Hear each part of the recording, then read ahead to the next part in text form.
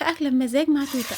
هنعرف ازاي اللحمة تدوب وتكون زي الزبدة، وهناخد منها أحلى وصفة شوربة ممكن تشربيها في حياتك.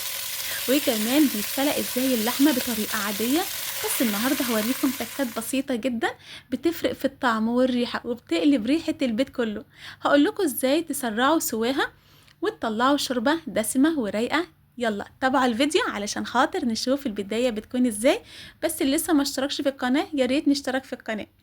اول حاجه بجيب الحله وبسخنها وبحط فيها الزبده.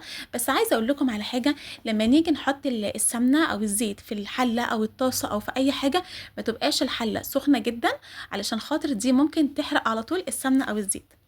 بعد ما حطيت معلقه كبيره من السمنه، حطيت تاني دلوقتي 2 من المستكه. دي لحمه من الرقبه، اللي يعرف نوع اللحمه الرقبه دي ما بتاخدش سوا خالص.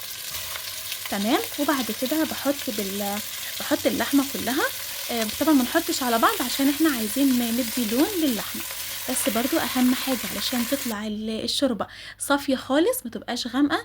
احنا بندي لون وصدمه علشان خاطر نقفل المسام بتاع اللحمه، علشان الفايده بتاعتها ما تنزلش في الميه. تمام، حتى لو كنا بنشرب الشوربه بتاعتها. بعد كده بعد ما عطينا لها اللون، هجيب دلوقتي بصل وجزر وكرفس، وكمان المفروض توم صحيح. بس انا بصراحه عشان ما عنديش توم صحيح حطيت توم مفروم. وكده كده احنا بنصفي الشوربه. بعد ما هنقلبها دلوقتي هنجيب دلوقتي طماطمايه ونحطها. انا عايزه اقول حاجه، لو الشوربه دي هتعملي بيها باميه ويكا، تمام، ما تحطيش الطماطمايه. ليه؟ لان الطماطم بتحمر شويه الشوربه، هتخلي الباميه ما تبقاش الخضره اللي احنا عارفين اللون الحلو بتاع الباميه، لا هتكون محمره شويه. وده طبعا يعني اللون برضو لازم يكون باين الخضار بتاع الباميه. تمام. بعد ما حطيت دلوقتي الميه السخنه هغطيها خلاص. وبعد كده بشيل الريمه، انا لسه ما حطيتش اي توابل.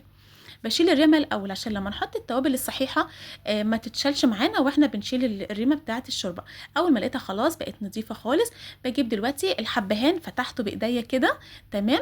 علشان برضو النكهه كلها تتحط فيها، وورق اللورة، وكمان فلفل صحيح. ما عندكيش فلفل صحيح ممكن عادي تحطي فلفل عادي. وبعد كده معلقه صغيره من السكر، مش هتبان خالص، بس في نفس الوقت دي بتساعد كتير على سلق اللحمه، مع ان دي من الرقبه واحنا عارفين ان لحمه الرقبه دي مش بتاخد سوا خالص. وبعد ما خلصت خالص حطيت طبعا معلقه الملح. للمبتدئين بنحط للحمه الملح اخر حاجه علشان خاطر السوا بتاعها، نسرع في السوا بتاعها، لان الملح بيبطئ في السوا. تمام. لكن لما بتحطي كل التوابل ريحه اللحمه وريحه الشوربه بتكون جميله جدا. وطبعا اخر حاجه للي بيحب الليمون بيحط بقى نص ليمونه، او على حسب هو بيحط ليمون قد ايه. وبكده خلصت وصفتنا، ويا رب تكون عجبتكم، ونتقابل ان شاء الله في وصفه جديده في اكله بمزاج مع توته. بس يا ريت ما ننساش نشترك في القناه.